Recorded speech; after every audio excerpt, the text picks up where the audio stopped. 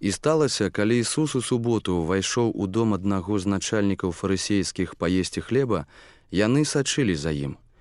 І вось нейкі хворы на вадзянку чалавек з'явіўся перад ім. І адказваючы яму, запытаў Ісус заканазнаўцаў і фарысеяў, кажучы, ці належыць аздараўляць у суботу, ці не.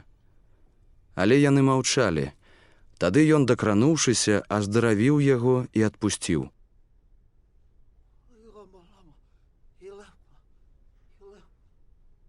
І сказаў ім, калі ў каго-небудзь з вас асёл або вол уваліцца ў студню, ці не зараз выцягне яго ў дзень суботы? І не маглі яны на гэта адказаць яму. І расказваў ён запрошаным прыпавесць, прыглядаючыся, як яны выбіралі першыя месцы і кажучы ім, калі будзеш запрошаны кім-небудзь на вяселле, не ўзлягай на першым месцы, каб часам не быў запрошаны больш шанаваны за цябе, бо тады той, хто цябе і яго запрасіў, прыйшоўшы, скажа табе, саступі яму месца, і тады ты з сорамам зоймеш апошняе месца. Дык калі ты будзеш пакліканы, ідзі і сядь на апошнім месцы, каб калі надыдзе той, хто цябе запрасіў, сказаў табе, прыяцель, сядь вышэй, тады будзе табе пашана ў банкетуючых. Бо кожны, хто сябе ўзвышае, будзе паніжаны, а хто сябе паніжае, будзе ўзвышаны. Потым гаварыў і таму, хто яго запрасіў. Калі спраўляеш абед або вячэру, не запрашай сяброў тваіх, ані братоў тваіх, ані сваякоў, ані багатых суседзяў, каб яны часам цябе не запрасілі ў адказ і каб не было табе адплаты. Але калі спраўляеш банкет, пакліч убогіх, калек, кульгавых, сляпых, і шчасны будзеш, бо тыя, што запрошаны, не маюць чым адплаціць табе. Адплачана табе будзе пры ўваскрашэнні справядлівых.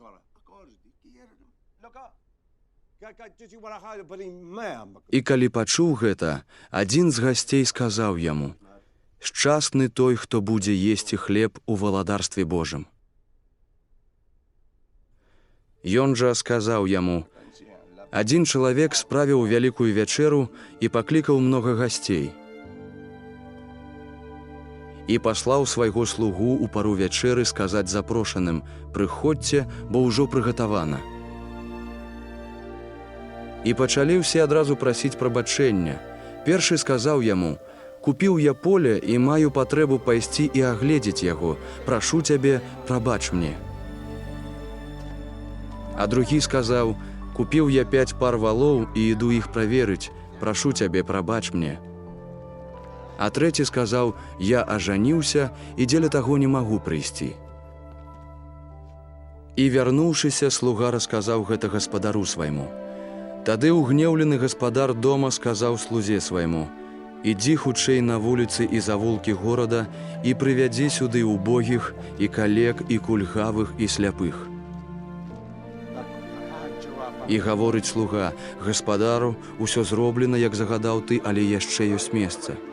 І гаворыць гаспадар слузе, «Выйдзі на дарогі і да заплотцяў і прымушай увайсці, каб дом мой напоўніўся». Кажу вам, што ніводзін з тых людзей, што былі пакліканы, не пакаштуе маёй вячэры.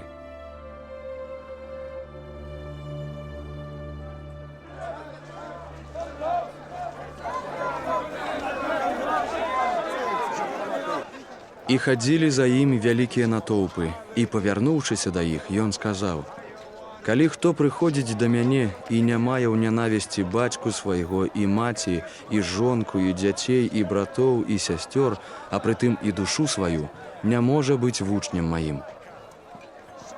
І хто ідзе за мной і не нясе крыжа свайго, не можа быць вучнем маім».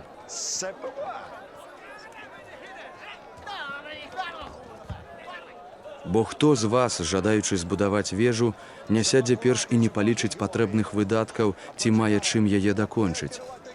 Каб калі закладзе падмурак і не зможа закончыць, усе, якія гэтае бачаць, не сталі смяяцца з яго, кажучы, «Гэты чалавек пачаў будаваць і не змог скончыць». Або які цар, збіраючыся ісці на вайну супраць другога цара, не сядзе перш і не абдумае, ці мог бы ён з 10 000 пайсці супраць таго, які ідзе на яго з 20 000. Інакш, калі той яшчэ далёка, адправіўшы пасланніка, просіць яго, каб былі ў міры. Так вось кожны з вас, хто не зрачэцца ўсяго, што мае, не можа быць маім вучнем.